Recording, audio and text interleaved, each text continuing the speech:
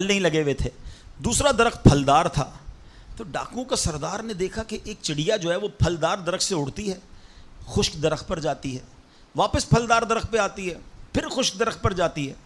تو اس نے کہا چکر لگائی جا رہی ہے، کوئی ماجرا ہے.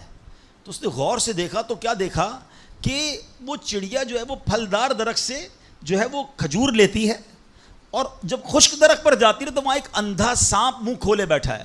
وہ چڑیا جا کر اس کے منہ میں کھجور ڈال کے آتی ہے، پھر دوبارہ جاتی ہے کھجور لا کر پھر اس سانپ کے منہ میں ڈالتی ہے. وہ جب ڈاکوؤں نے دیکھا تو وہ تو حیران ہو گیا، رونے لگ گیا کہ اے اللہ پاک، یہ وہ جانور ہے سانپ جس کو مارنے کا حکم تیرے پیارے حبیب علیہ الصلوۃ والسلام نے دیا ہے، کیونکہ یہ مسلمانوں کو تکلیف پہنچاتا ہے.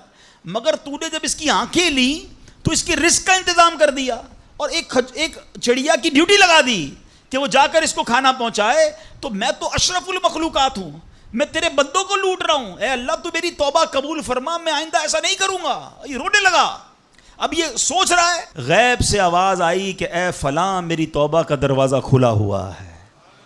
ڈاکو کہتا ہے یا اللہ میں نے توبہ کی. پھر غیب سے آواز آئی، ہم نے تیری توبہ قبول کر لی. اچھا، جب اس نے توبہ کی تو اس کے سارے ساتھی سن رہے تھے کہ سردار آپ نے توبہ کی، ہم نے بھی توبہ کی. کہا سوچو تو صحیح، ہم ڈکیتی کر رہے ہیں، ہم چوری کر رہے ہیں، رب جب اس اندھے سانپ کو روزی دے گا تو ہمیں کیوں نہیں دے گا؟ ہم اللہ کی قدرت پر یقین کیوں نہ رکھیں؟ سب نے توبہ کر لی. اب جب توبہ کر لی تو انہوں نے کہا کہ اب ایسا کرتے ہیں کہ حج کو چلتے ہیں.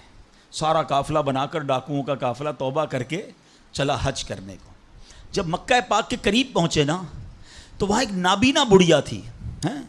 وہ ہر قافلے والے سے اس ڈاکوؤں کے سردار کا نام لے کے پوچھتی تھی. وہ بندہ آیا تو ڈاکوؤں کا جب قافلہ ہے تو کہا میں ہی تو وہ ہوں.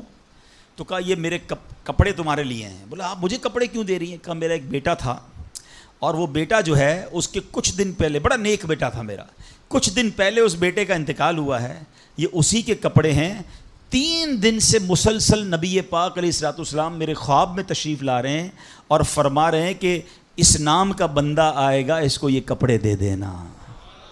ہائے ہائے، ذرا سوچو تو صحیح، جب رب توبہ قبول کرتا ہے تو مرتبے کیسے بڑھا دیتا ہے. کاش یہ بات سمجھ آ جائے. اللہ سے بندہ جب دوستی کر لیتا ہے نا، اللہ پچھلے گناہ معاف فرما دیتا ہے، بلکہ اللہ راضی ہو جائے تو گناہوں کو نیکیوں میں بدل دیتا ہے.